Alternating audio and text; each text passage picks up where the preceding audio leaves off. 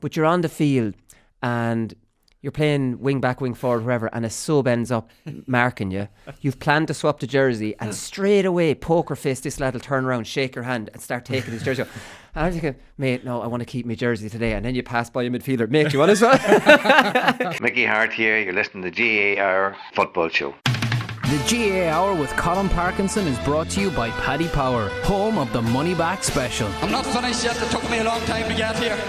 Alright lads, so we have loads of county finals coming up this weekend that we're going to preview in part 3, and we have Andy Moran coming up. Let things calm down, talk to Andy Moran. We won't talk to him in All-Ireland week, but now he's clubber in a county final, so we're going to talk to him. So what's the biggest news of the week is that the Brick, Walsh, has retired. Look, to be honest, it's not big news, it's been coming. Surprised maybe he went for another year. This year didn't go brilliantly for him. The last game I saw him play or start was the league final against Limerick, and he was very poor that day. I think he was taken off, or maybe he was taken off at half time in that game, and then didn't see much championship action. He's 76 appearances. Doesn't sound that many in a football context, but hurling, obviously, traditionally you didn't have to win that many games. With the Munster League and the Leinster League in the future, I'm sure any of those records will be beaten. An unbelievable player. If anyone loved the Waterford team of the noughties like I did, probably would have Brick. I don't want to be disrespectful to Brick, would have him down the list on the Ken McGraths and the Dan Shanahans and the John Millans, but he has bridged that gap from that brilliant team that everyone loved, and then transformed himself into a forward in recent years, and has kept ticking over, a brilliant leader and a brilliant, graceful, outstanding player. Don't need you to analyse what kind of player he was, lads, but in fairness to him, he has won 3 All-Stars at centre-back and 1 in the forwards.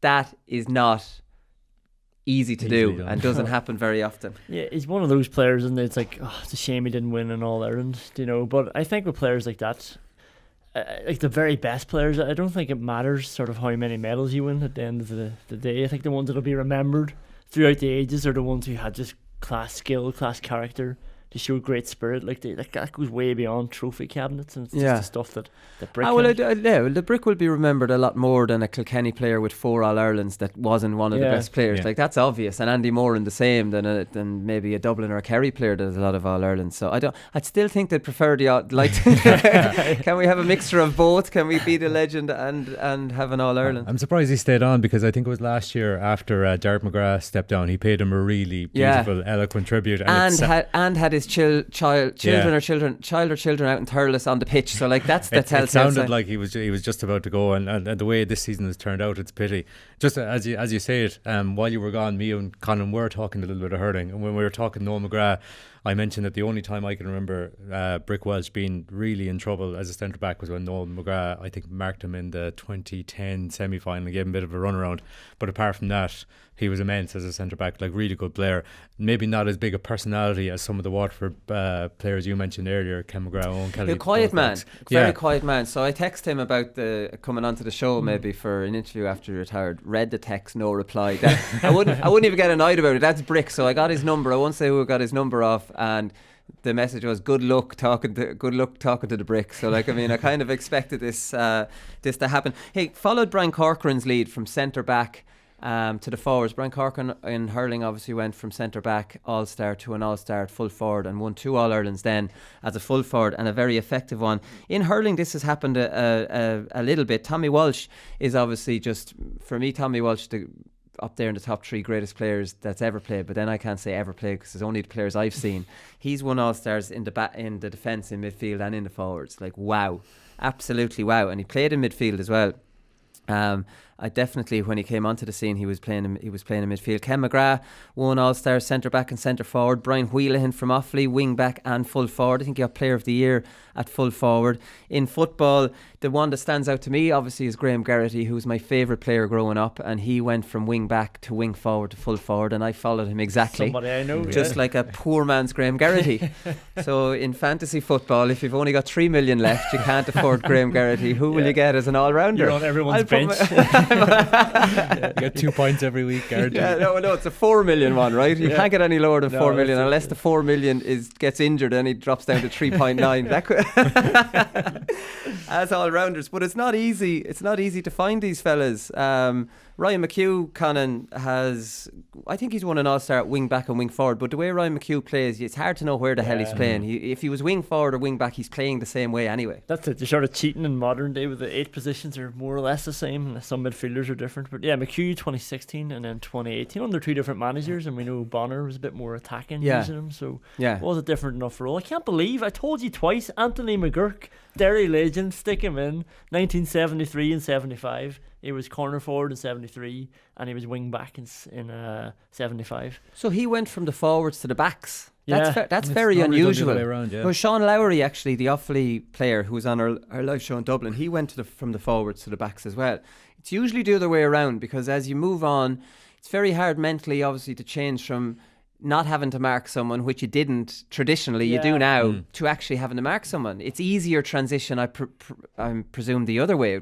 The way I went, you go from the wing back and you're attacking wing back and you can score, and then you try it in the forwards, and this is fairy tale stuff. You don't actually have to follow anyone now, so you've got complete freedom to attack. And you know what they don't like as That's well. what I was just about to say, yeah. You know what they don't like, but another thing is forwards don't mark you, whereas backs mark you. So there's another, you have to find your feet in the forwards as well. But it's definitely an interesting one, and it's a huge, to win an All-Star number 1 is massive. You obviously have lads like Aidan O'Shea, James McCarthy, Brian Howard, who have gone from midfield to the forwards, and the way the All-Stars are picked, it might be just they have won All-Stars in different positions, but to do it in the backs and then do it in the forwards, number 1, you have to have your county having a really good year, which is really difficult for a lot of counties. You have to potentially win something. You have to be outstanding as a defender for the whole year, and then you have to be outstanding as a forward in another year. It's not easily done, and I think Ger Power from Kerry did it as well. He went from wing back. I didn't know that. Too, yeah. Didn't know he played wing back either, because he was such a lethal forward. But Graham Garrity probably the best all-rounder for me. Yeah, especially to be able to do it, as you said, like Ryan McHugh was kind of flitted between kind of half forward, half back, midfield, but like wing back and full forward are like really specialist positions. Yeah, so to that's be able a good to be transition. That good and get All-Stars is a real kind of testament to how good and how adaptable you can be as well. Yeah, exactly. So there's other news in Waterford, and that is that Liam Cahill has dropped Maurice Shanahan and Noel Connors. Noel Connors was captain last year, and we know there was some issues with Pádraig Fanning and members of the squad, and the perception is that they down tools and that there was players pulling against him. And Liam Cahill's having none of this shit. So, he's clearly identified Noel Connors and Maurice Shanahan as potentially, I'm speculating here, for Noel Connors especially as captain last year, you'd imagine should be back in. You'd say Maurice Shanahan might be pushing on a little bit, but he's still one of the best players in Waterford club hurling, and he'd have a huge amount to offer the squad, maybe even as an impact sub, because he always seems to get into the game. And Liam Cahill obviously isn't from Waterford, so they reckon that it's Stephen Malumpy and Stephen Frampton who potentially gave him some information or some advice. It's a huge step. I don't know, as a new manager, I'd come in and give them all a clean slate. And if I saw these lads in any way influencing a dressing room, I would be, getting rid of them then. But I don't think that's the right thing to do for a new manager. I think you need to be strong enough to be able to say, right, okay, there's some big characters in there, potential troublemakers, but I'm well able to sort them out. Yeah. And both Frampton and Malumphy would have played with both Connors and Maurice Shanahan as well, if I'm not mistaken. So that might make for a few awkward conversations. But huge news, lads. So it really is. If it wasn't Liam Cahill's decision, they obviously had something to do with it, or they didn't put up a strong enough objection to him removing them in the first place. So this is a massive. This strikes me as a statement. This right, I'm here. I'm going to be the boss. Basically, I would disagree with it. Do you think it's the right thing to do? It's not often you see it. Without knowing the ins and outs, the reasons for I would on the face of it disagree. On the surface, on the surface. I think a better statement would be to give everybody a clean slate. And if we don't know if these boys were acting up last year, then why were they acting up? You have to ask that question too. Yeah, exactly. I always think the manager has a lot to play in that. He's the one who has to get them under control. And if they've lost faith in him, then I'm sorry, that's harsh sometimes, but you're not doing that good a job if you lost the dressing room. Yeah. Sometimes the dressing room might act up themselves, but whatever, I think if a manager comes in and says, we've all got a clean slate. And actually, if they were acting up last year, then they would have been more likely to give this manager a better chance. Yeah, and why didn't they act up under Derek McGrath? Like, okay, we're commenting without knowing potential information they might have. So, like, I mean, it's again, like Conor says, on the face of it, it doesn't look like the right thing to do for us. Yeah, the Connor's one is just mad though. Like, you have to think there is something to it. Like, for the last 10 years, he's been one of the most consistent cornerbacks in hurling. Even I know that. Yeah. You know, when it's just strange to go from captain to not being part of the panel. Like, you know, even if you thought he might not be a starter, surely he has some sort of character that you can use around the place. Yeah. He's obviously a really strong personality though, Liam Callaghan, because he's setting himself up for a fall here if it goes wrong for Waterford next year. It's like, well, what were you doing in the first place, getting rid of Noel Connors and Maurice Shannon so early without even giving them a shot? Yeah, no, I agree. I think he's put himself under pressure, definitely. Although maybe there's people in Waterford think it's the right thing. We'll definitely keep our eye on it. So the Examiner are reporting some counties that are going to back to Tier 2. Obviously Congress is on this weekend, this Saturday. So Cavan, London, Leitrim, Limerick, Sligo, Waterford, Westmeath, Wexford and Wicklow have indicated that they're going to support the Tier 2. Interestingly, London, Leitrim, Limerick, Sligo, Waterford, Wexford and Wicklow are all Tier 2 counties. So the whole idea that the weaker counties don't want this, I don't think that's the case at all. Against it are Carlow, Laois, Longford, Offaly and Tip. Obviously Carlow and Longford are in that, so they're two examples, but they're definitely outnumbered, and Offaly as well. Tip are in it too, but Tip aren't a Tier 2 county really, are they? They'll be out of that next year. They'll get out. You know, like, I mean, I wouldn't see Tip. They might have to put up with it for a year, but they won't be there full time. On the day then indicated that Cork, Kerry and Meath will be deciding on the day, so their delegates going to go, I'm going to go whatever way I want. That's basically it. So Donald O'Sullivan, who's joint Limerick captain, was talking in the 42 and he says, unfortunately sometimes you see people who have negative conceptions about the Tier 2 tend to shout about it the loudest. I think it's definitely worth a trial. See, I don't think this is a trial though, Donald, if we're being honest. So he says it's definitely worth a trial. I'd say a try. Like with anything, try to expand on it, improve it. Yeah, you could potentially be a way of helping. There's a whole lot of white noise around it. You're never really going to get universal agreement from teams and managers who have different agendas. I feel they just have to go ahead and do it. I couldn't agree more with that. This thing of trying to find a consensus on something like this with so many kind of teams and players with vested in it's impossible. Like, I mean, so you listen to it and whatever, but you decide this is what we're doing. We think this is best. We could be wrong. You know, and we can improve on it in 2 or 3 years, and that's the way to go about it. Because Kieran McKenna, Antrim chairman, he's very much against it.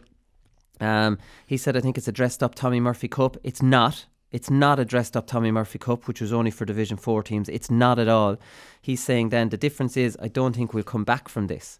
My own personal opinion is that a second tier wouldn't be good for Antrim or the GAA, right? That's just an opinion. You're moving towards elitism.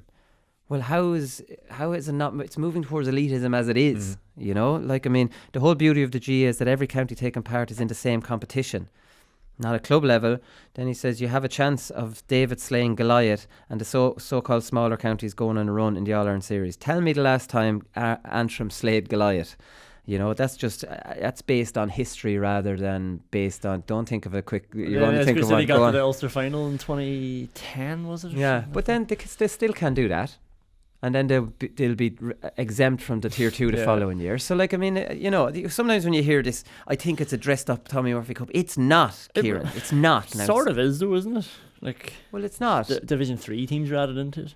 Yeah, but it's half the country.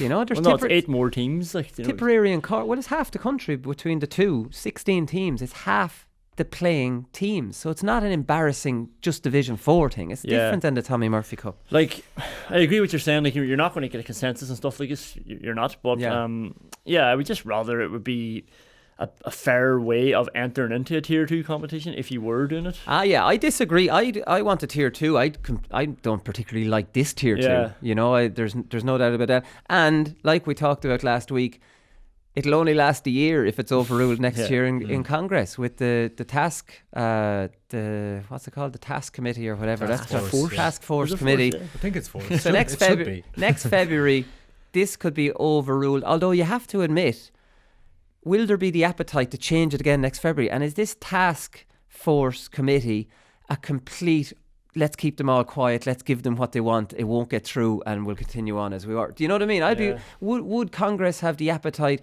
to tweak this now next year without having even seen it? It's a terrible mess, lads. It's a terrible, terrible mess. I really want to talk to John Horan, and I'm at a bit of a I don't know how to say it. There's been the progress isn't. I'm at a bit of a roadblock on getting him onto the show. He wants to come on the show, but it just ironing out the finer details of when to do that.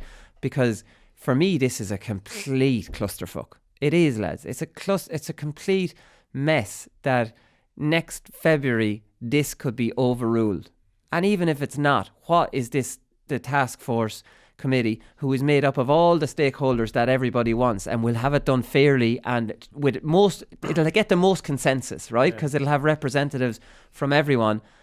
That's either going to be a waste of time next February because people won't want to change it without having seen the other one, or else they're going to change it. Do you know what I mean? That's gas. It's absolutely gas. Paul Early's been giving out about the sin bin. We're all for the sin bin here on the show. There's a consensus reached amongst us that we like the sin bin. He's given out about it. He has a point, of course, that we've mentioned this during the league. He says if a sin bin is introduced, you'll have all sorts of tricks being used to undermine or to minimise the amount of playtime during those 10 minutes. And what happens when a player goes down injured and play is held up for a few minutes during the sin bin period? What happens to the seconds lost when subs are being brought in? Time lost for both these can be added on at the end of the half, but a team wouldn't have been down to 14 players for the full sin bin 10 minutes. Completely agree that that's a slight issue, and you would imagine that after a year of seeing that, the shot clock will the time clock will very quickly be brought in, and the time will be stopped for breaks in play on the clock that's a fix for that. So didn't it happen during the league? I think a few times when there was 10-minute sin bins and there was something like an 8-minute injury. And it didn't end up costing the team at all. No, there's absolute ways around this, and like the point is that he's right, but that's no reason not to bring it in, because there is a solution for that. When that happens, I think the shot clock would fly through. It's a no-brainer. It works so clearly and cleanly in the women's game. I just don't see why, and it takes all the pressure away from referees. Everyone in the ground knows where their team stands as regards the time. There'd be no Offaly and Clare in '98 where the referee's blown it up early and Clare gets screwed over out of an All-Ireland. Offaly go on to win it because the referee blew it up 2 minutes early, even though I think Clare were 3-4 points up at the time. And Offaly get a replay and beat them. The shot clock just will fix that. Bringing in the sin bin will, that will indirectly then end up fixing the problem with referees and the times that they're adding on, and how many times have we sat here adding up how much time should have been added on compared to how much was actually added up. So they'll have to align the sin bin with the injury time. Yeah, exactly. So DJ Carey has been talking. We know he's on the Kilkenny backroom team. He hasn't replaced Mick Dempsey. He's replaced McGarry as a selector. So maybe he'll do a bit of coaching as well. But he says he was on Game On 2FM. He says, I stepped down from the under-20s to take a break from it. All of a sudden I get a call a couple of days later to see would I meet Brian. Wonder was that from Brian or from somebody else? I didn't realise what it was. He didn't give me much away on the phone. Okay, it was from Brian, or the person organising it for Brian didn't give much away. I had some this is the bit I love. I had some reservations. One of my sons, Michael, is on the extended senior panel for 2019. Obviously he'd be looking to make the step up next year, and I had reservations on that myself. And then one of the greatest lines ever, he didn't accept that as an excuse, so here we are. So DJ Carey doesn't just stand a chance with Brian Cody. He's like, what are you saying, DJ? I'm not even entertaining that excuse. And that's it. So here's the way DJ says it. He didn't accept it as an excuse, so here we are. Like, almost against my wishes, I'm in as a selector. You just don't say no to Brian Cody. Basically, the buck when your son stops with me and you won't have anything to do with it. But that's it. But that is a reservation for DJ, I have to say. Like, I mean, because traditionally, and I hated this, and I'm sure it happened in Derry and happened in Mayo, and like, God, you just want to move away from it, is that a selector from a club gets in on a new management team and suddenly there's 3 or 4 lads from his club on the panel who had never been on the panel before. Did that happen in your counties? Because it's just wrong. It's just ridiculous. And I don't understand why selectors do it, because if I was a selector from a weaker club, I do the opposite. I wouldn't like it to be seen that I'm pulling lads in out of favouritism. But like, I mean, the lads just, geez, you look after your own now and you get them in, even though you know they're not good enough. You just have them on it. And it's a bit of politics amongst the selectors, because another selector might get one or two of his lads on it, so he'll give the green light to his one or two lads. And I think we've moved away from that, lads. I'm thinking like, it's really annoying, but then I've seen it happening in our club in Derry, where you're like, oh, actually that's good, we got a couple of lads on the underage panels here now. Like, you know, when you benefit from it, you're happy enough, and I'd probably still do the same. But it's more of an underage thing, I would say, than at a senior level. Not even out of bias. I remember you saying one time that you rate your club way higher than it actually is. Maybe. And the guys, maybe there's an innocence to it. Yeah. Maybe that's it. Yeah. But I don't know, lads. I think it's definitely. I think it's going. I think selectors. I think the day of the selector might be going too. Like, I see Mike Quirk doesn't have too many selectors. He has Maurice Horan in his backroom team. He announced his backroom team, and he has another fella. There's just 3 of them from what I read, and then there's a strength and conditioning fella and everything. I don't think you need these traditional 3 selectors. What do they do anyways? Yeah, too many cooks spoil the broth. Too many cooks spoil the broth. And if I'm a manager of a team, and I want to pick the team. Yeah. I don't want to have a meeting with fellas about how to pick the team. Yeah. No, I like having a coach and having maybe 1 or 2 coaches who will give their opinions to me, but I'm picking them. It's my responsibility. So I think the traditional management team of selectors, and I remember all the way up along, you know, your team meetings, and the selectors say a word and then the other selectors say a word, and then it started progressing on where managers would cut the selectors' speeches out because, you know, it was getting the meetings were too long, and all that dynamic. I think traditionally, I think it's going to move past that. You're in the changing room as well, and you get an amazing speech from the manager, and then you're all about to run out, and then just one more thing, lads, and it's a selector who wants to just say some nonsense. Or a couple of the club chairman is get out, trying to insert himself into this brilliant day. So it's outrageous. Ty Kennelly was talking somewhere. I'm not sure it was. I saw this on. Oh, he's talking in the Daily Star, and he says that he's complimenting Jim Gavin and Dublin, and he says Jim has to take enormous credit because they're selfless. It's all about the team. They put their egos aside, and I will completely agree with all of that. They do remind me an awful lot of our own club out here, the Swans. They're very respectful. It's all about the team. It's not about you. Put your ego at the door when you walk in. There's a policy here in Sydney. We call it the no dickhead policy. Basically, that's Dublin. Then you put the talent on top of that.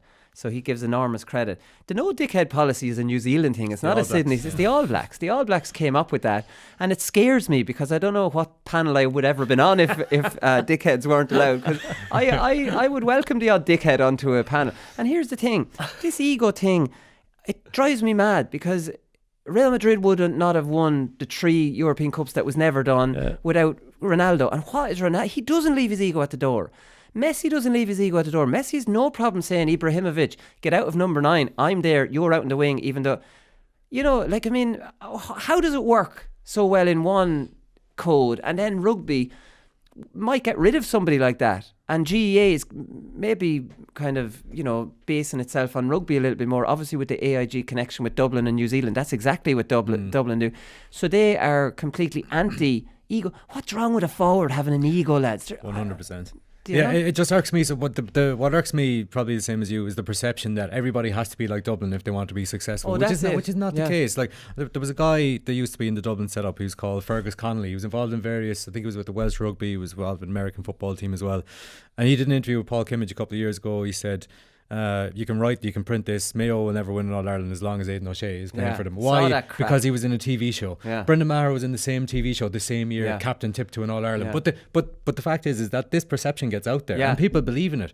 And just even with the no dickheads thing, every GAA club in the country is at that now. Every GAA club in the country is sweeping the sheds, taking a photo of it afterwards, and then putting it up on Twitter. Aren't we great? Didn't Cluxton do it after the All Ireland? He swept the dressing room. Like, give me a break. Like, I mean, I know John Heslin did it after a county final, and I'm sure we got him on the phone. No, I agree, Conor. I completely agree. You can finish your point. Sorry for interrupting. No, it's just that this is like, I see that as good manners. I don't see that as, aren't we great that we're no dickheads. We're just winning because it is. We're not winning. But that feeds into the whole perception. People think, we're adopting this culture.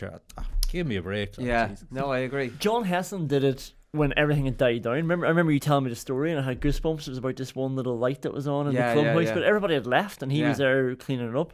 Stephen Cluxton was cleaning it up as everyone was trying to celebrate winning a fifth All Ireland, and he's like, yeah, there's a video. I think it's Cormac Costa who's like lowering down the camera. That's like. cringeworthy. Versatile was on in the background. Yeah, the rap music. Yeah, and everyone's bouncing around, and he's trying to get underneath the chairs and stuff. You're right. Heslin, the county chairman, came back across to see the light was still on the dressing room and caught John Heslin doing it, and it was the county chairman that spoke about this. So we give John Heslin a break. I still don't know why he bloody did it after winning the county title. But I love it. Like Cian Mackey this year, right? So Cian Mackey last year, he went around to the schools, which is the right thing to do, going around to the schools with the cup.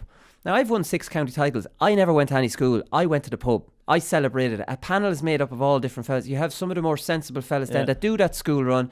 And Cian Mackey last year went AWOL. We couldn't get him on the show. He didn't do the school run. This year, after the second one, celebrations aren't as crazy. He did the school thing.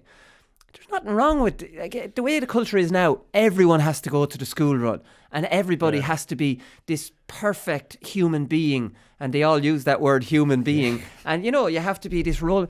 Jesus Christ! Like, I mean, if I was told to clean up the dressing room after winning the county title, I'd say get one of the county secretary to do it. Why am I doing that? Why would I be sweeping the dressing room? I just won a county title. I'm going down to town. But that's it, like, and the dickhead thing is fascinating because people are maybe different. I'm a dickhead. Yeah, but I would love to be in your team, like, even though you are a dickhead, like, because it would be a bit of crack. You'd be like, oh, Willie's at it again, like, know. Would there be no children in the parade anyway? Exactly. Like, people are different, so you just manage it. It's the same with every team. Where a lot of teams have a psychopath and. People don't like him. Man, there's different characters. But when he's your psychopath, you enjoy it. Like, and it's a different dynamic to your team. Yeah, no, I completely agreed. I think they're trying to make everyone the same and everyone humble and everybody, gracious. And sure, that's not everybody's personality. Exactly, yeah. Welcome all the different personalities and manage them. Because if you make everyone the same, then it's Jim Gavin just has an easy job. They're all afraid of him. They're all getting dropped. What does he ever have to manage? Whoever steps out of line. Yeah. I feel it's the army lads. That's what it is. And I don't think it's a model. Dublin are winning All Irelands because they're brilliant. I would hate every county to copy this model. And like, if you want to do charity work, do charity work. It's great to do it. If you don't want to do it, don't do it. Yeah, it's not a reflection on your ability. It's not a reflection on your ability as a player or anything, or... Like, I don't know, even as a person, you might do other really good things in your life. You might not necessarily volunteer for charity, but you might look after your sick relative and might be a really good person. Am I making sense? You have to do that to prove that you're humble and you're great. It's good that some of them are using their platform as a high-profile GAA player brilliant, to do that, but it doesn't have to be applied across the board. Exactly. You do that if you want to do it. You don't do it for the perception of doing it. That's the point I'm trying to make. I'm just trying to think now, though, about fundraisers and stuff where most people can be bothered to do it, but it's like you sort of have to contribute because you're getting so much benefits throughout the year in a club team. So surely you all have to sort of chip in there, right? Yeah, you probably help out. Yeah, you should help out with fundraisers and stuff for your club. Talking about fundraisers, Diarmuid Connolly is raffling off his All Ireland final jersey. So this is for Mustard Seed Communities. It's a charity. It's dedicated for caring for disabled and abandoned children in different countries in Central America and in Africa as well. So he's looking for €10 for his jersey. And I was interested in this, just clicked on it, and then I saw a lovely Dublin jersey with number 19 on it. I was like, I don't want that jersey. My aversion to substitutes, to being a sub number one, to substitutes in general. Don't like mixing with them. Don't really like talking to substitutes. Definitely don't want a substitutes jersey. Yeah. And it just brought me back thinking of, no, everybody should still give to the charity anyway. But it brought me back thinking of when you're playing, and don't know if you've any experience of this in the club game. You probably don't because you can't swap club jerseys. But you're on the field and you're playing wing back, wing forward, wherever, and a sub ends up marking you. You've planned to swap the jersey, and straight away, poker face, this lad will turn around, shake your hand, and start taking his jersey off. And I'm thinking, mate, no, I want to keep my jersey today. And then you pass by a midfielder, mate, you want to swap? Because you always, it's even, I was weird. I wanted 14, 11, 8. I wanted a cool number, even when you're swapping jerseys and keeping them. And I don't know, there's just something, if you swap a jersey with a sub, you're just devastated walking in off the field. And that sub's eyeing you up as well because you've got a starter's jersey. And here, give me that one. I'll never forget, back in 97, we'd won the All Ireland minor in 96, and a good friend of mine, Kevin Fitzpatrick, made the senior squad in 97. I was under 21 97. I made my debut in 98. But he got on at the end of a league final against Derry, or maybe he didn't get on. He was warming up the whole game. I don't think he got on. But after the game, he ran out to Anthony Tohill and swapped jerseys with him. And I was in the Cusick stand going, I was watching him like a hawk. He swapped with Anthony. He has Anthony Tohill's jersey. And then I was thinking, fair play to Anthony Tohill for swapping his jersey with a Laois sub. So Anthony Tohill obviously doesn't have the same aversions as me. Or probably had so many jerseys collected from his prestigious career that he didn't mind swapping with us. Well, that's the thing. Back in those days, you can still frame it. There was no numbers on the front. So you can still hide your subs jersey. Now they have the number here. So that's why Diarmuid Connolly has Take the number one 19. off, it'll look like a number 9. Did you have an Anthony Tohill? Did you have anybody? I think I might have got you wanted to Canavan's number. I don't know. I wasn't massively into it. I was for a little while, and then I kind of went out of it and started keeping my Laois jerseys to have them and to give them to people. I went through phases. I think I might have got Canavan's after a league final. I'm not too sure, but I wouldn't have a big list of. Like again, running up to Canavan, you're meant to actually, you're not on his level, but psychologically you're meant to be thinking you're on his on their level, or why are you playing against them? This was in 03. We were trying to become a big team, and you don't want to be giddy about getting jerseys at that stage. You know, maybe at the start you are. How many jerseys do you get to give away like a season? Was it like after every league game? After every championship game. After every championship game. Well, that's what we were able to do anyways, yeah. After every championship game. I don't know if it's changed or what it is. Yeah, but we would, and then maybe it changed the finals. It depends on what kind of a mood the county board are in. It's hard to fully remember. Anyways, that's it. So go support Diarmuid Connolly's jersey raffle. That's the message from this. Right, we'll come back and we'll talk to Andy Moran.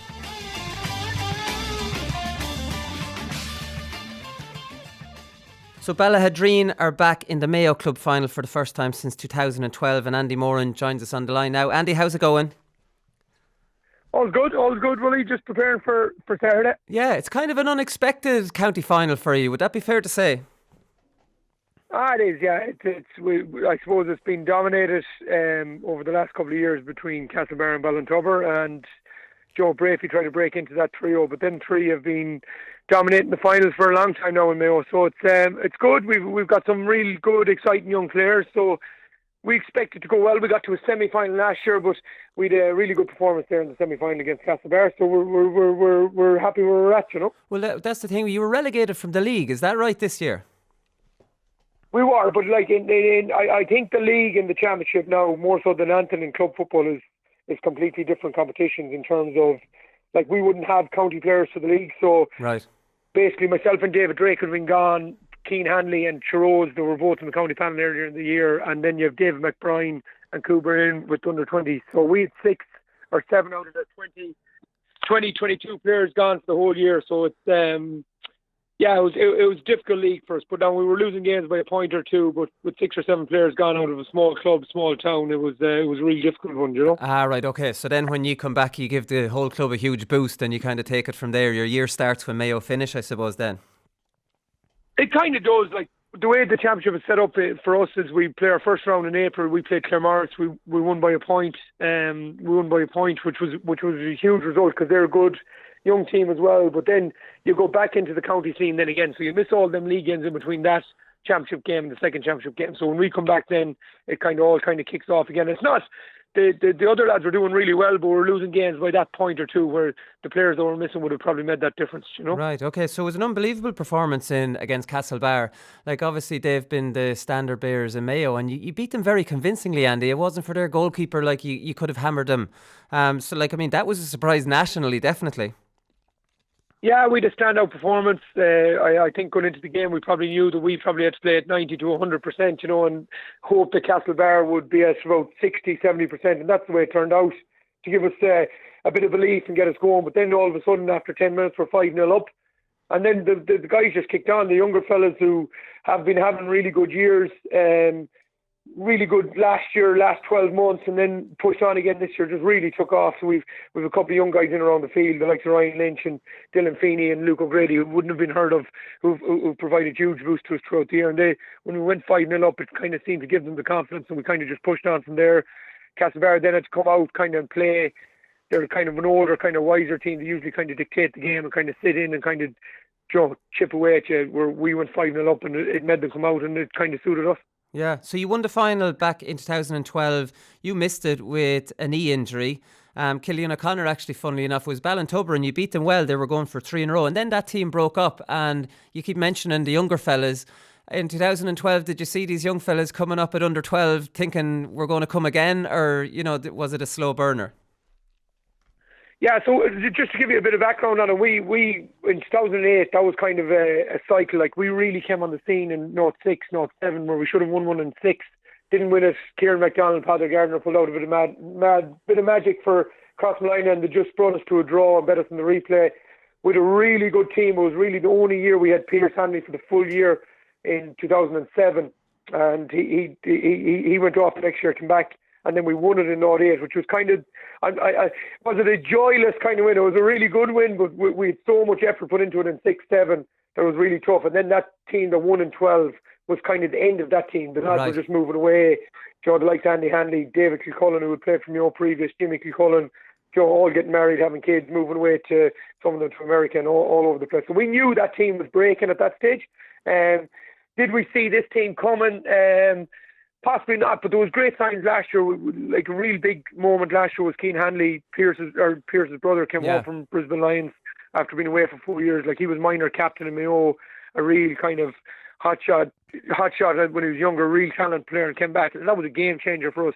We've this young guy, David McBride, coming through, who's hopefully he's going to be a real big player for Mayo in the future. And then Cuba Callahan, who's a forward. So we had 3-4 players there coming back into the cycle, which, yourself in a club team is just huge, and particularly Keane really gave us kind of that outlet and that kind of belief to push it on. So did we see it coming maybe 3-4 years ago? Maybe not, but as soon as Keane arrives and Dave McBride then pushes through to the under-20s and Cuba Callahan pushes through to the 20s, then you've got a chance. Yeah, and talk to me quickly about Cian Hanley. I want to talk to him on the show as well. I suppose there's a lot of pressure on him coming back in, after being in Australia. It's the same pressure on all of the lads coming back. And he hasn't broken in onto the team. What he plays centre half forward for Ballahadreen, and I think that's his best position according to what I hear. What kind of player is he, and can you expect after? That's what he'd tell you. He'd tell you he's number 11 Yeah, I know. Honestly, he can really play anywhere between 7 and 12. Like, he's kind of that first time just from his life in Australia, because they go over there and play a lot of kind of our wing back position. So it's that he could definitely play in that position, and his tackling is brilliant. But I see it with all the younger guys coming back, all the lads that went over to Australia, tried it and come back. They've all struggled, like every single one of them. I don't think any of them have come back and just fitted back into it. And it's not because their football ability is dwindling in any way or form. It's definitely a psychological thing, and I think as the GAA gets more used to this situation happening, it's probably something that we need to look at to make sure that them pathways are available for these guys coming back, because these guys are playing professional football for 4 years and then they're coming back into strictly an amateur game, and they're expected to be playing on this bigger, higher level than all the rest and be the star of the show. And it takes a while to get settled back in and get the skills back right and stuff. Exactly.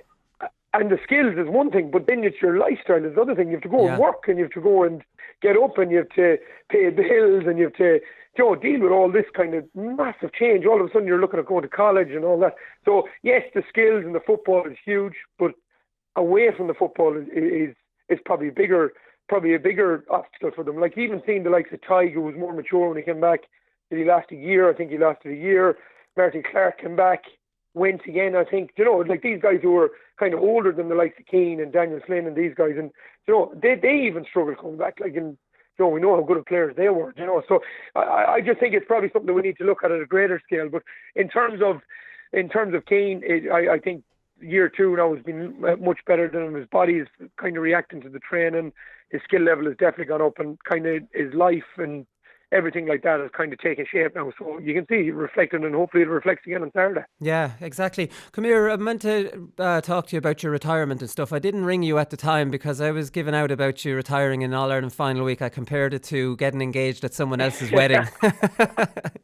Yeah, but like, I'd be naive enough when it comes to things like this, and it was It was. I thought it might slip in under the radar a tiny bit, but it kind of took off. But listen, it's. I'm glad it's done. And then, of course, the match went to a replay, so it didn't really make any difference. No, it didn't make it. And then Ger Cafferty did it for the replays. Is that what happened? Is that the way it happened? Yeah. So no. Listen, it was. We kind of just we put it out there. It kind of took off, and it was. But I'm glad it's done, and the way it kind of happened. It kind of happened quickly, and then the All-Ireland final started. So it was it might be a bit, a bit of an unusual week to do, but it actually worked out quite well for me. So it was, it was fine, and glad it's done, and it's time to just kind of move on now, Well, that's the thing, and sure, I presume, no point in asking you, has it sunk in? Because if you hadn't retired, your life would be the exact same at this time of the year anyway. You'd be playing club football. Outside of maybe being on a WhatsApp group, nothing really has changed for you at the moment. No, and you understand that from your time. Like it's not till the games start till you think, oh, could I do that or could I do this? And you're going watching the games and you're ringing the kids. It's not till you actually go to the game next January, February, March, and you see the lads playing, and then you'll know if it's really affecting you or not. At this minute, like, we came back into the club scene, we're busy with work, it's kind of moving on. Yes, there's little things happening with Mayo here and there, and you're kind of being a bit nosy and you're asking questions probably that you shouldn't be asking because all of a sudden you're a supporter, not a player. But yeah, then things are going ahead. But at the minute, it's fine. It's been nice, actually, to be honest. It's been, I don't have to think about doing a body fat or a DEXA scan test now in the next couple of weeks or anything like that. So there's parts of it that's really enjoyable as well. Yeah, but you're training every day in your work anyway. You don't worry about those kind of tests, surely.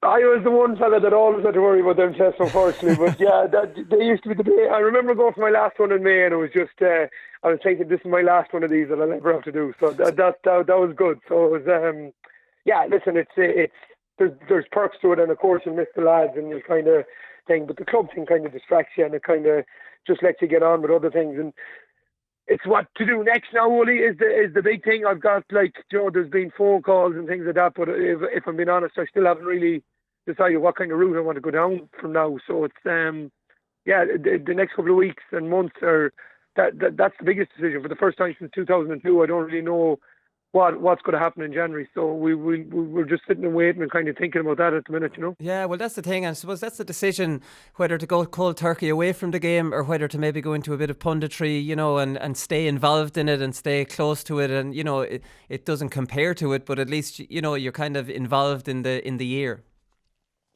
Yeah, that's it. And the one thing that really always attracted me was the coaching side of it. So, but if you go back into the coaching, you're right back in it. It's basically you're not taking a break at all. So that's kind of the position we're in. It's I've been kind of always kind of interested in kind of the tactical side of it, how it moves. What are the big kind of moves that are being made around the field? How even going to the All-Ireland replay, how tactically that game kind of evolved was fascinating. So they're the kind of things that interest me. Are we going to jump back into the kind of coaching straight away? It's hard to know, but it's definitely an option on the table. I suppose my little girl will start under sixes next year, so that'll be my first position then. Anyway, we'll work it from there after that, Yeah, well, I suppose if that's the thing, if you're retiring, because it's not like your form has been poor, you've been still affecting games in a positive way. If you're retiring because of family and stuff, it'll be a hard sell at home in the house to go into management or coaching, which is a huge workload, almost bigger in some ways. See, that's the unknown. See, you'd go away thinking there, it would be easier, and I would say your workload would probably go up, so it's.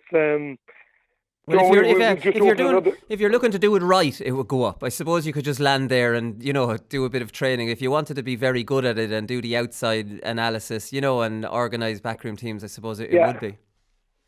Yeah, and you're there's no question, and it's with depending what sort of level of team you go into. If you go into a club team, you'll be doing most of that yourself. So your work is going up the way the club scene is going at the minute.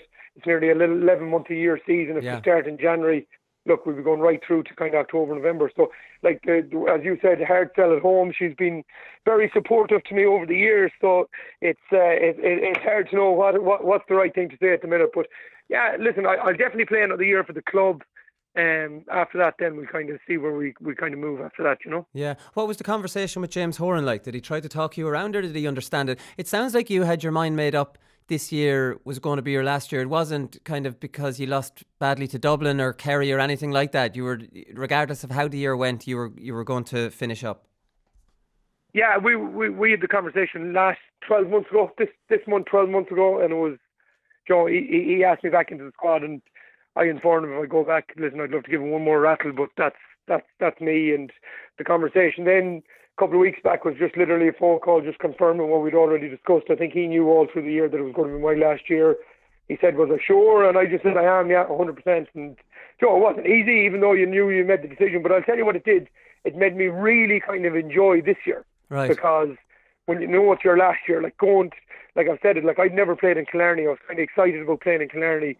Went down, even though we got bet and we got bet well. Joe, really kind of enjoyed going down there. Joe, sampling the atmosphere, the pitch. Joe, you've always watched it on telly, but you've never got to see a championship game there. Brilliant. Yeah. Got to play Meath in Croke Park. Joe, memorable day against Donegal in the Keele Park. And it made me really kind of enjoy the build-up, the play, the kind of coming on, you know, that sort of way, because you always kind of remember that it's going to be your last time, you know. So it was good, and we obviously got the National League medal as well, which was a great way to go out.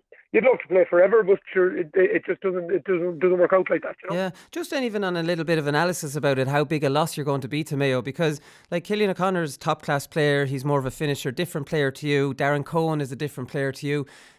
Without you, the kicking game isn't as good, and without the kicking game you've only one way of playing. You're a running team and you're predictable. Do you know, so, like, I mean, you're a huge loss, unless maybe James Carr could potentially turn into a player that could play your role, you know, making the hard runs and stuff, because Mayo need that person in there.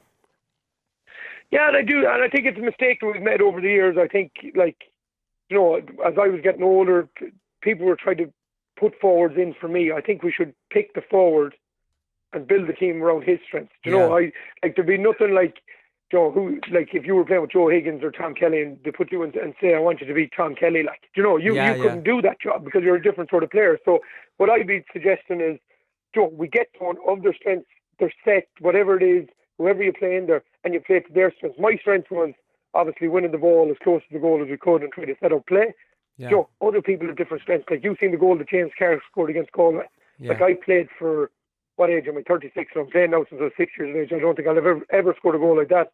If I was there for 100 years, I wouldn't score a goal like that, you know. So play to his strengths, play to Darren's strengths, play to Killian's strengths, and these guys have different kind of attributes to me. My game, Colin, was really, really simple. Like, it was just repeatability of something that I could do well. That's all it was. It wasn't really, you know, I wasn't going around kind of, I was slow. I wasn't, you know, I was a decent finisher. I was never a David Clifford finisher or anything like that. I was a decent finisher. It was really just kind of your movement, repeatability of something. Your movement was brilliant. Something that I could do well. So them other guys, the guys that you mentioned there, particularly Darren, Killian and James, them guys have major strengths that I never had.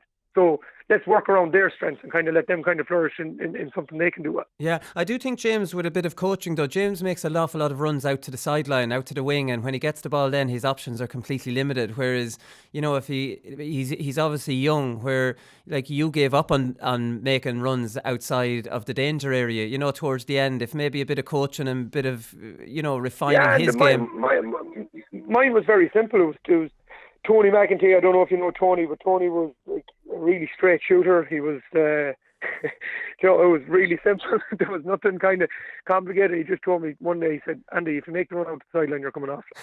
So it was as simple as that. So I had to make the runs either side the post, and I had to kind of get it. It was great because I knew then, like, that was my game always for the club anyway. So I really loved doing that anyway. Yeah. So he just goes, don't make the run out the sideline. We don't want you winning out there. So he told me to stop doing that. Where if you've seen the improvement in James Carr from 2018 to 2019, huge.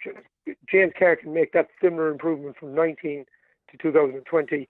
You're going to see one hell of a player. So that'd be my hope for James, that he'll just learn the game as he goes along, and he'll just get better and better, you know. But incidentally, like, that was the year that Tony changed your game, because I remember talking to you about that. That was the year you won Player of the Year, wasn't it? The 17 year where you actually changed maybe the runs you were making to getting the ball closer to goal.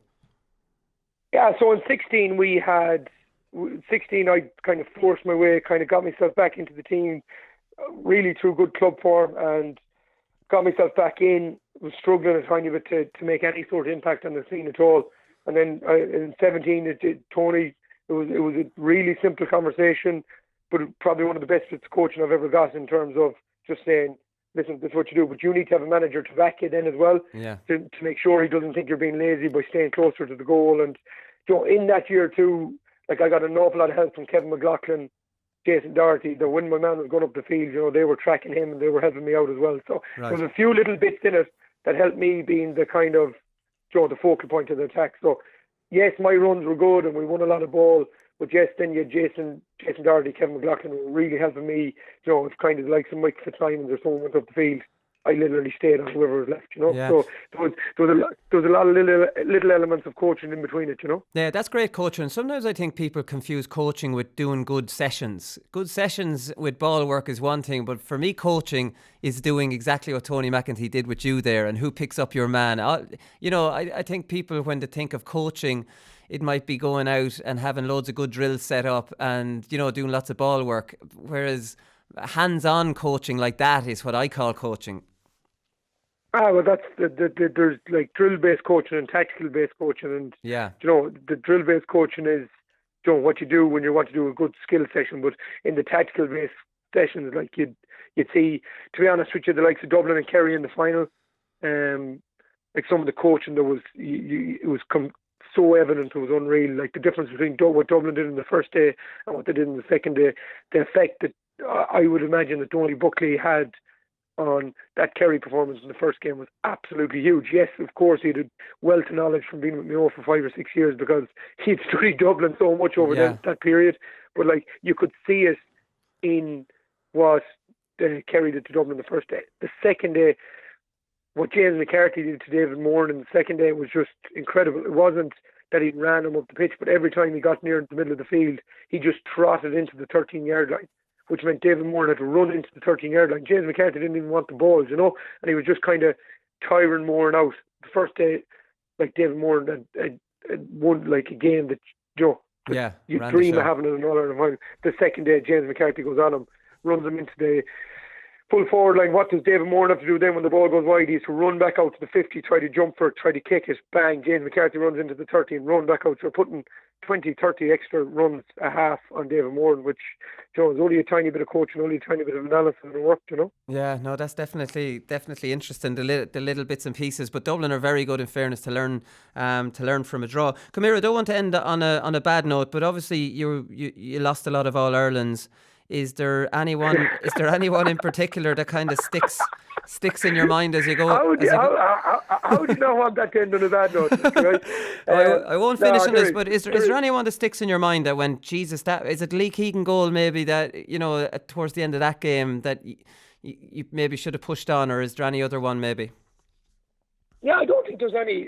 You see it in every sport. We're facing it again on Saturday. We're playing the champions from last year who know how to win county finals. We were playing Dublin, who know how to win All Irelands. And the amount of All Irelands, big games, Dublin have won by a point or stuck in and draw. You learn that by being there and doing it.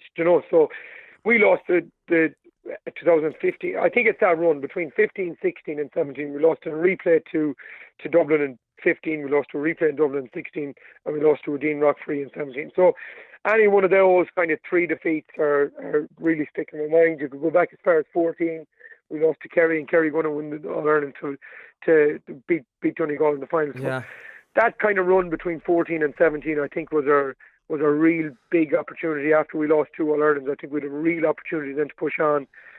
But listen, we've come up against a team who've won 5 in a row. First time in the history of the game it's been done.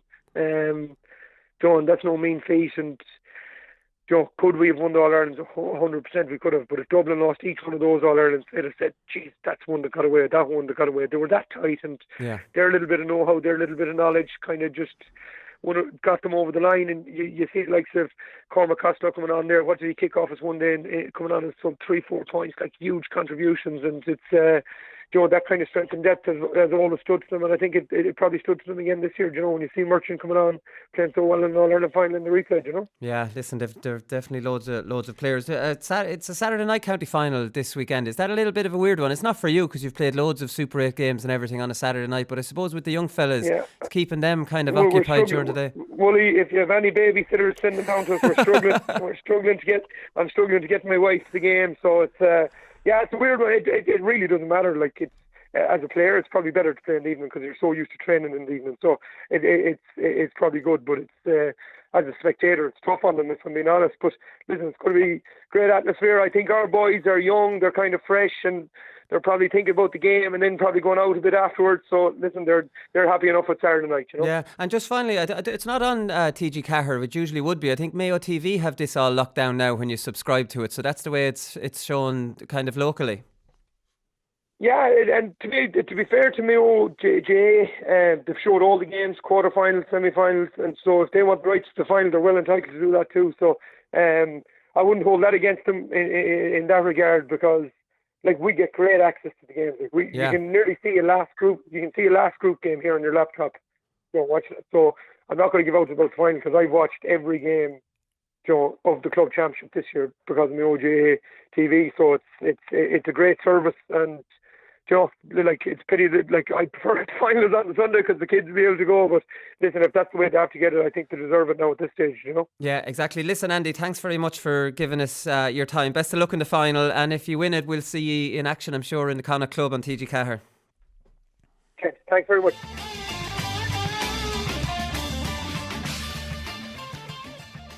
So loads of county finals on this weekend, lads, like I said at the start of the show. We're going to start on Sunday with the Galway final. This is a very interesting final, as there's a few different local derbies going on. So the Galway county final definitely is Corofin versus Tuam Stars. Tuam Stars were in a relegation battle last year under club legend Jeff Fallon.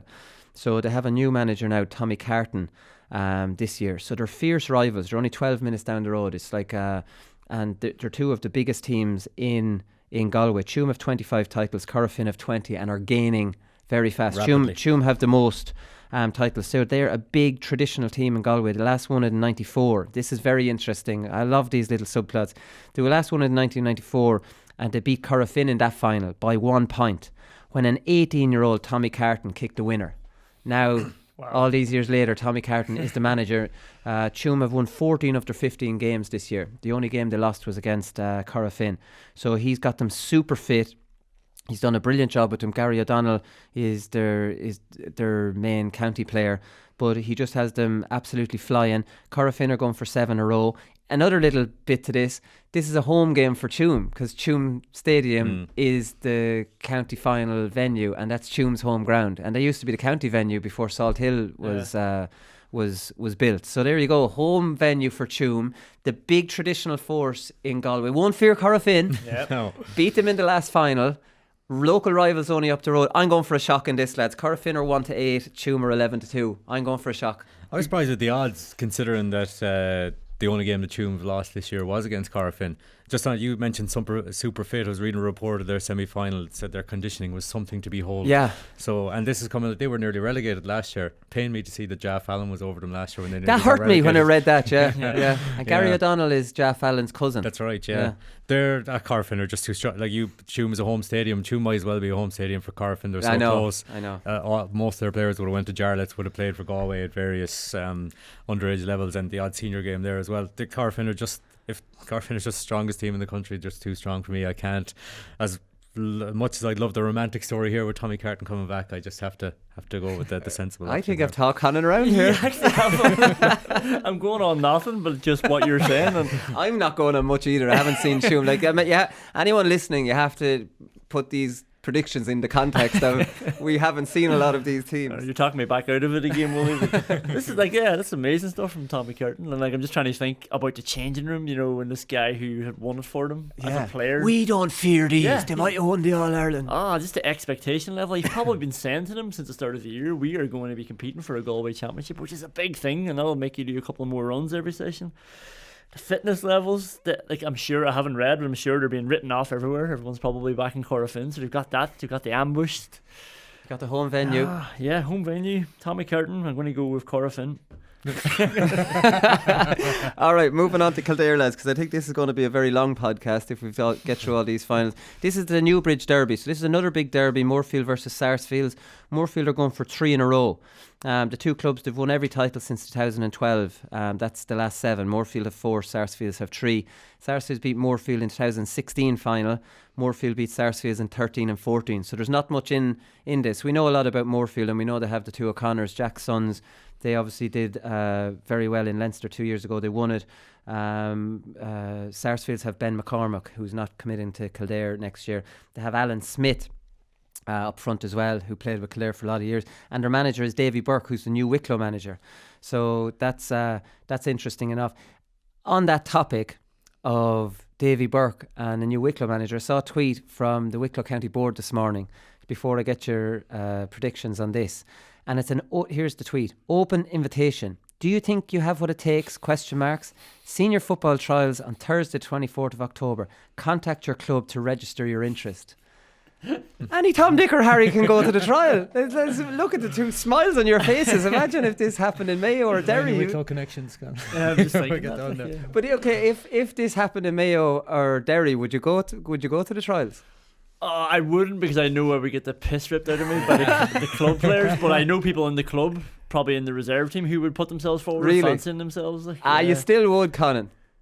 Would you, Connor? I'd say you would as well. No, I would not. You wouldn't. If I wasn't selected by my own club to go for trials and I had to put myself forward, I would but there's not. no selection here. Yeah. The club's not selecting anyone. It's whoever wants. But if the club haven't thought to mention my name in any circles already before, and then I have to decide, right, I'll just rock up to a trial. Back myself here. Like, yeah. Willie came over and threw this down on my desk this morning. And it's like, here, all you need is a postal address. Away you go. That if you wanted, you need a postal address in Wicklow, land to these trials, and there you go. You're inter-county transfer. There you're into the mix. So I thought that was funny. Do you have predictions on Moorfield, Sarsfields? I'm going to go for Sarsfields. They've pretty much been changing it over and back the last 7 years, and I think Sarsfields will stop them from winning the 3 in a row.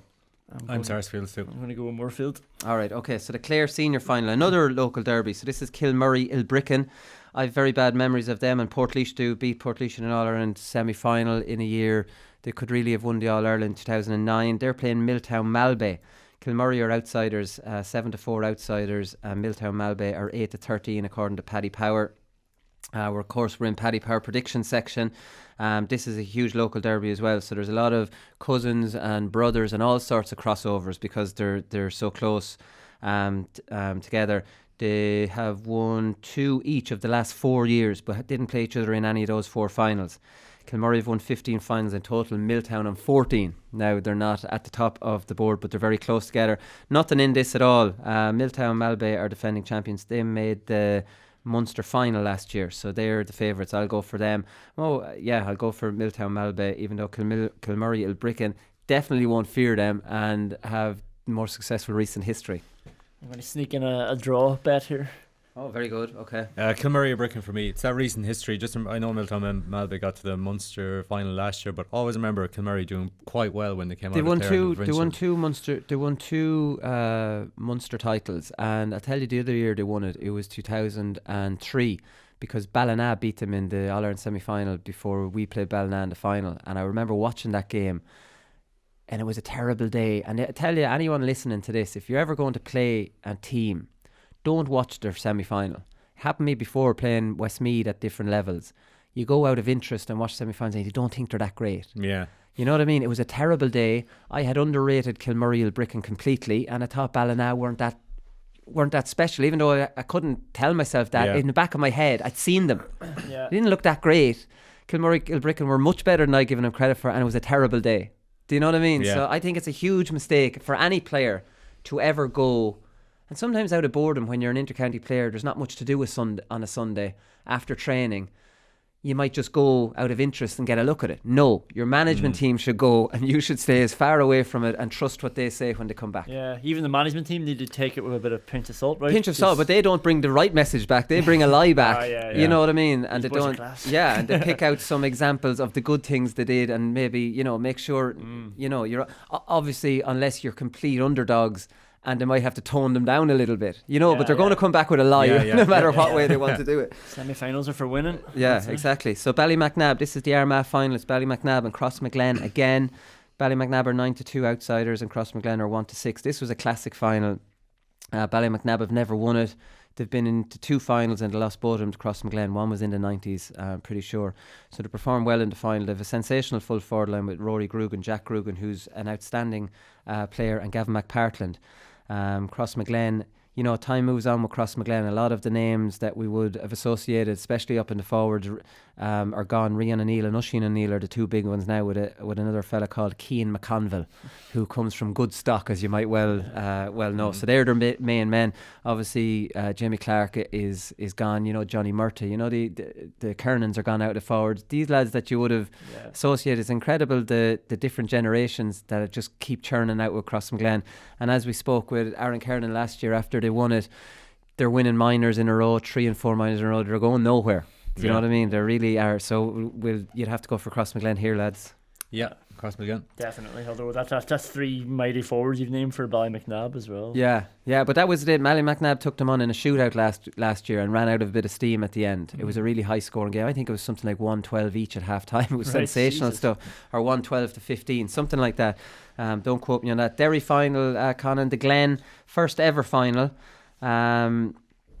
Against Mahara Felt, who were in their first final for 36 years. It's 1978 since they last won it. So Mahara Felt, if everybody can't remember, they are the team that the video went around about against Slough-Nail last year. So they play a very defensive style and they're a running team. They've got powerful runners. If you want to play to your strengths, that's fine. Play a running team. They did take it to new extremes last year against Slough-Nail. I wouldn't say they're that extreme now. Glen are 4-7 favourites here, Conan, even though they've never been in a final before, and Mahara Felt are 15-8 outsiders. Yeah, I'm sort of thinking Mahara Felt myself, even though I can see why Glen are favourites. They just have a bit more punch about them or something, and like anybody with Emmett Bradley just running free from centre forward, he's the big one, isn't he? He's going to cause you trouble. Danny Talon's inside for Glen as well. He's just lightning sharp. But is Mahara Felt not going to get spooked by this and do what they did to Slough-Nail? Are we telling supporters this is not going to be an attractive game to watch? No, I think it will be, because I think Mahara Felt, like anything, it's just a natural progression from what they were last year. And like I always think that they're like a team of halfbacks almost, they're just such natural runners, but they have Anton McElhone inside, who's just deadly, alongside Cormac Murphy. That means Emmett McGuckin's free around the forward line midfield to do whatever he wants. He would have been full forward for about 10 years with Derry. And you have Danny Heveron, who became one of Derry's best players there until he went away to Australia, I think. And his brother Shane Heveron. So they do have a bit of bite as well. They could sort of turn a game for them. Like, Danny and Shane are just great runners too, but they will add a bit of quality going forward. I think Mahara Felt will have the setup. Everybody is raving. I know we were sort of joking about that video. It wasn't that funny, last year. Yeah. But Adrian Cush got a bit of a backlash because of it. But everyone seems to be raving about him and the job he's doing there. That setup generally doesn't work anymore, because if Glen have a half decent manager, they'll play that possession game. It'll be a terrible game to watch, but the better forwards will still probably beat that. You know what I mean? So we saw that with Trillick and Ergal Kieran, especially last year. If you don't go to try and win the game, if you go with that dropping off, Keane Mackey was saying that even Cavan club football, you're trying to move away from that, and Ramore United played it and they were able to beat them by holding on to the ball. I think that secret's out, but be interested enough. Who are we going to go for here? Conan, I'll start with you. You're the more educated one on this. Yeah, it's a tough one. I really don't want to go against Glen, because I've watched most of their teams have these minor titles coming out of them, and so many Derry players in there too, but I'm going to go with Mahara Felt. Okay, I'll go with Glen, because I couldn't possibly back Mahara Felt after last year. I feel dirty. Conan's convinced me. I think I'm going to go for Mahara Felt as well. All right, okay. Listen, that doesn't mean we're promoting their style of play. We think that it might get over the line. It's Donegal, Guidor versus Naomh Conaill. This is obviously a repeat of last year's final. Guidor 8-13 favourites. Naomh Conaill 7-4. Guidor obviously Ulster champions. I can't see anything based on last year's final, which I watched, which Guidor won convincingly. I think it was 17-1-7. Naomh Conaill just again, their system is to try and stop the opposition rather than go and try and win the game. And unless they've changed their tactics this year, I can see Guidor winning that one.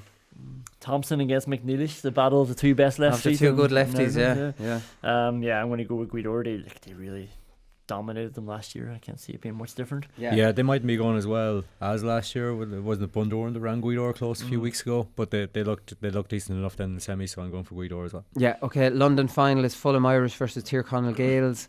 This is Fulham Irish beat Tyrconnell Gales in 17. Tyrconnell Gales beat Fulham Irish last year. There's nothing between these two teams. The odds reflect that. With Paddy Power 6-5, Fulham Irish slide outsiders. Tyrconnell Gales 5-6. As Fulham Irish beat Nesden Gales, wasn't it? Jamie Clark and Conair Harrison's team in the semi-final. So look, to be honest with you lads, I'll go for a draw here because these teams are so evenly matched. I think one of the last 2 years was a replay, so I might chance that. I know a couple of boys used to play for Tyrconnell, so I'll go with those because it's so close anyway. I'll go with Fulham Irish just because I like Owen Mulligan. All right, okay. Who we haven't heard anything about his appeal. Loud final. This is a rescheduled one. It was called off because of weather last week. Newtown Blues, Nave Martin. I think we all went for Newtown Blues, who are 4-6 favourites. The Monaghan final. Clontibbret versus Scottstown. Kieran McManus has made Clontibbret famous. I didn't know about them before him, and I might not pay much attention to them after. Conor McManus. What did I say? Kieran? Oh God, I just keep doing that. So Scottstown are going for 5 in a row. Scottstown, of course, lost the Ulster final last year against Guidor after extra time, so heartbreak for them. Clontibbret are going for the first win since 2014 when they beat Scottstown by a point. Then Scottstown beat them by 4 points in 2016. So, there seems to be a little bit of a rivalry between these two teams. I wouldn't think Clontibbret will fear them too much, but Scottstown have too much quality, too many county fellas throughout their team, and Scottstown have been dominating Monaghan, and really they won't be happy until they win an Ulster title, and they got so close last year that I just see Scottstown winning this one. Remember that goal that was going around last year? Kieran Hughes catching the ball about 10 feet above himself and in full forward. I just think when you have the two Hughes brothers, you have Rory Beggan, you have the experience Scottstown have, you just have too many ways to beat a team, and I think that's what they have. Yeah, exactly. They were so close against Guidor last year as well. Should probably won that, and then Guidor went so close against Carfin, so that just shows you their pedigree. For me, they're too strong for Clontibbret as well. Yeah, Sligo final is Coolera Strandhill versus Tourle Strain. Tourle Strain going for 4 in a row. Eamon O'Hara is their manager along with Jerry McGowan. Coolera Strandhill last won in 2005. Tourle Strain are 1-8 or unbackable favourites to go 4 in a row here, and I'm going to go for them. You boys? Yep, Tourle Strain. Waterford senior football final is Ballinacurty versus Rathgormack. Now, to be honest, hadn't heard about Rathgormack. I'd heard of Ballinacurty before. So they met in the pair meet in the final for the first ever time. Rathgormack last won it in 99. Ballinacurty won it in 2013. So the two big teams, obviously in Waterford, are Stradbally and the Nair. They've been dominating the Waterford Championship. I think no final has been won without Stradbally or the Nair been beaten since 2007. So, and both Ballinacurty and Rathgormack beat Stradbally and the Nair in the semi-final. So here, finally got through all that. Ballinacurty are 8-11 favourites. Rathgormack 6-4 outsiders. How do you think here, lads? A toss-up for me. Might go for a draw, sit in the fence. Ballinacurty for me. 2 for Ballinacurty here. Yeah. Okay, Carlow final is Mount Leinster Rangers. This is hurling versus St Mullins. So Mount Leinster Rangers 1-2 favourites. St Mullins are 15-8 outsiders. They've shared the last 10 championships, 6-4 to Mount Leinster Rangers, and they're going for 3 in a row. So we all know St Mullins got a walkover in the semi-final against Ballinkilleen. Ballinkilleen had a football game put on the day before and refused to play the hurling semi-final, and they were right. And they would have been kicked out of it. Only St Mullins said no, we don't agree to that, we want to reschedule it, and fair play to them for that. So for that reason, I want St Mullins to win, and I'm going to predict them, I'm going to tip them to win. 15-8 outsiders. Yeah, well, we'll just all get in the bandwagon here and get behind them. Go on the Mullins. Right, Cork final is Glen Rovers versus Immakilly. Immakilly going for 3 in a row. They're an area team. So they have Colin Spillane and Seamus Harnedy are their two big names. Glen Rovers obviously have a fella, you might have heard of him, Patrick Horgan. He's not too bad. He likes to run up big scores. So Immakilly going for 3 in a row. Before that, Glen Rovers had won 2 in a row and were going for 3 in a row. Immakilly didn't beat them. They've never met in a final before. So Immakilly going for 3 in a row, but Glen Rovers are one of the really big hitters in Cork. So there's a little bit of interest in this. This is at 4 o'clock in Porky Rin. What do you think here, lads? Never ever back against a Patrick Horgan team. That's the only piece of betting advice I can give. I'll go for Glen Rovers here too to stop the 3 in a row. I'll go Enniskillen were on TV there a couple of weeks ago. I think they looked. I think they had a fairly comprehensive win, saw a bit of it, and they looked really impressive. So I'm going to stick with Enniskillen. All right. So the Dublin Hurling Championship final is Coola versus St. Bridget's. St. Bridget's are into the final for the first time since 2003, so they're making great strides in hurling, not in football, like we mentioned. Coola here, lads. I'm not even going to ask you who's going to win that. Coola are going to win that. So move on to the Laois Senior Hurling Championship final. This is Borris Kilcotton versus Rathdowney Earl. Rathdowney Earl obviously knocked Cameras out in the semi-final with that goal from Ross King. This is a repeat of a classic 2016 final that went to a replay. The final score was 226 to 226. I was at it up in O'Moore Park. I brought Itzy's mother, and she was very impressed with hurling. Even she knew nothing about it from Spain. Borris Kilcotton won the replay to win their first ever county title. So, they won't fear Rathdowney Earl at all. Rathdowney Earl have Ross King, Paddy Purcell, Mark Cavan and Jack Kelly, who all had outstanding years for Laois. On paper, they're a better team. We know whatever happens, that Rathdowney last won in 2014 and they've lost 2 finals since. So they might have themselves under a little bit of pressure considering the team they have, and they haven't won it since 14. But I'll still go for Rathdowney Earl in this one. You've convinced me. I'm going to go with me too. Yeah. For Rathdowney Earl. Okay, Burr St. Rynagh's. This is a big one in Offaly. Burr are outsiders 13 to 8. St. Rynagh's are 8 to 13. It's a repeat of 2016 final. Rynagh's won that by 4 points. Burr haven't won it since 08, even though everyone that knows anything about hurling knows the club Burr, who did so well in the 90s and in the 2000s. They have Barry Wheelahan as their new manager this year. So I'm gonna say Burr are going to win this one with Barry Wheelahan getting them over the line. I was at the Burr All-Ireland final when they won in 2002 in Semple Stadium. So I've always had fond memories of that hurling team. What the hell were you doing at that? That's the question. Ballinderry were playing the football final afterwards. So let's get this right. You saw the last 5 minutes of most of the second half, I think. So for that reason, I'm going with Burr. I think somebody has to shout for Rynagh's here. I'll go for Rynagh's. Okay, Westmeath final then. Clonkill versus Castledown-Gagan. They're 2 of the big teams in Westmeath. That's on. We're not going to tip these lads because it's a waste of time. Westmeath Senior Hurling Championship final replay. Kildalkey versus Kiltale. Kiltale are going for 6 in a row. You'd imagine they'll win that. And then you have a Leitrim Senior Hurling match with Carrick versus Clunin-Imont. And again, I wouldn't you'd be just giving a prediction for the sake of it there. One other game is Carrigan of Antrim versus Derry Connolly of Fermanagh. This is in the Ulster Club Championship. I wish they'd just put it 1 week back and not have it mixing with all these county finals. It's silly. They're not under that much pressure. They play off their final maybe 2 weeks before the Leinster Club. Maybe that's why. Carrigan are 1 to 2 favourites for this. Derry Connolly 2 to 1. Derry Connolly have won 5 in a row in Fermanagh.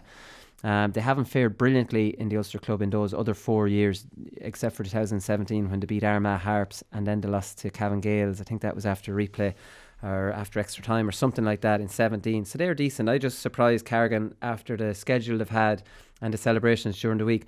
I fancy Derry Connolly if anyone wants to stick them into an accumulator to maybe be waiting in the long grass. Their county championship has been done a few weeks. And they've a bit of experience in Ulster. I'm sure they'll want to progress. Carrigan will have celebrated for a few days, and I don't see them as 1 to 2 favourites. 2 to 1. Derry Connolly get on it in a little accumulator.